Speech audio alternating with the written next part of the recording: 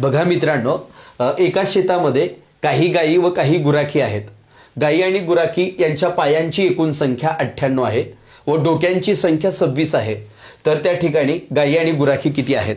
आता मित्रांनो, ह्या प्रश्नाच्या उत्तरासाठी आपल्याला पर्यायाचा पण आधार घेता येतो आणि दुसरं एक लॉजिक आपल्याला ट्रिक सांगता येते. ते म्हणजे कसं, जर 4 पायाचा प्राणी म्हणजे गायींची संख्या काढायचं असेल मला दादा, तर तुला काय करावं लागतं? पायाला 2ने भागावं लागतं आणि वजा त्याच्यामधनं डोके वजा करावे लागतात. मग आता बघ, पाये किती आहेत सांग बरं? 98. मग 98ला 2ने भाग आणि डोके किती आहेत? 26 आहेत. मग 26 वजा कर. मग बघ, बेचोक 8, एक उरला, 92 18. मग आता नीट लक्षात घे, 49 मधून 26 गेले तर 23 काय आहेत? गायी आहेत. मग आता 23 गायी असल्यानंतर आता गुराखी किती आहेत? तर गुराखी जर काढायच्या असतील तर एकूण डोके 26, त्याच्यामधनं गायी 23 वजा केल्या तर गुराखी दाद्या 3 असणार आहेत. लक्षात घ्या.